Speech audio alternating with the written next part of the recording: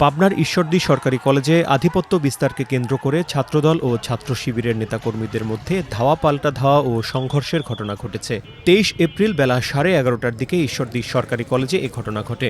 এতে দুই পক্ষের বেশ কয়েকজন আহত হওয়ার খবর পাওয়া গেছে। এ সময় ছাত্রদলের একটি কার্যালয় ভাঙচুরের ঘটনা ঘটেছে। শিক্ষার্থী ও প্রত্যক্ষদর্শীরা জানিয়েছেন, এদিন সকাল থেকে ছাত্রদল ও শিবিরের নেতাকর্মীরা কলেজ ক্যাম্পাস ও আশপাশের এলাকায় অবস্থান করছিলেন। বেলা 11:30টার দিকে কলেজের পার্শ্ববর্তী বকুল মোড় থেকে শিবিরের নেতাকর্মীরা একটি মিছিল বের করে।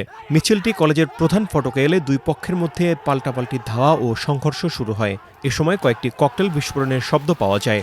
এক পর্যায়ে কলেজ ফটকের সামনে থাকা ছাত্রদলের অস্থায়ী কার্যালয় ভাঙচুরের ঘটনা ঘটে।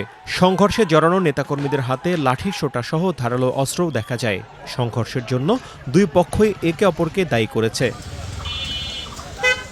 শহরের আমবাগান পুলিশ ফাঁড়ির ইনচার্জ আফজাল হোসেন বলেন, পরিস্থিতি স্বাভাবিক রয়েছে এখন। দুই পক্ষই কলেজ ক্যাম্পাস ছেড়ে চলে গেছে। ঘটনাস্থলে অতিরিক্ত পুলিশ মোতায়েন রয়েছে।